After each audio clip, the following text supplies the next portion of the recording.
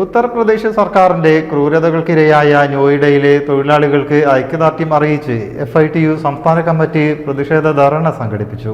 Thrissur KSRTC bus സ്റ്റാൻഡിന് മുൻപിൽ വെച്ചായിരുന്നു പരിപാടി.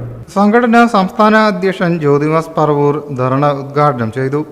കേരളത്തിലേക്ക് എന്തുകൊണ്ടാണ് നൂറുകണക്കിന് ലക്ഷക്കണക്കിന് വരുന്ന തൊഴിലാളികൾ വടക്കേന്ത്യൻ സംസ്ഥാനങ്ങളിൽ നിന്ന് നമ്മുടെ സംസ്ഥാനത്തേക്ക് കടന്നു വരുന്നത് എന്ന് ആലോചിക്കുമ്പോഴാണ് ഇത്തരം സംസ്ഥാനങ്ങളിൽ കോർപ്പറേറ്റുകൾക്ക് അനുകൂലമായ നിലപാടുകൾ എടുത്തുകൊണ്ട് തൊഴിലാളികളെ ചൂഷണം ചെയ്യുന്ന നിലപാടുകൾ നമുക്കറിയാൻ കഴിയുന്നത്.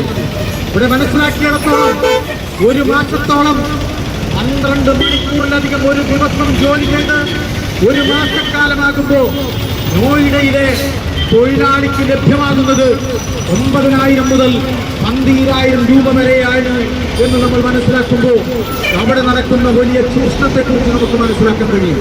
ലേബർ കോഡ് വിഷയം മുൻനിർത്തി തൊഴിലാളി സംഘടനകളുടെയും ജനപ്രതിനിധികളുടെയും നേതൃത്വത്തിലെത്തിയ വസ്തുതാന്വേഷണ കമ്മീഷനെ തടഞ്ഞ ഉത്തർപ്രദേശ് സർക്കാരിന്റെ നയം പ്രതിഷേധാർഹമാണെന്ന് അദ്ദേഹം പറഞ്ഞു.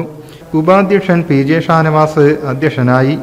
General secretary Thaslim Ambad, Welfare Party general secretary Umaira, Usman Mullakkara, Jameela Sulaiman, MH Muhammad Hamza Elanad, Saidali Malampur, Saraswathi Malappad എന്നിവർ സംസാരിച്ചു. News desk, Media vision.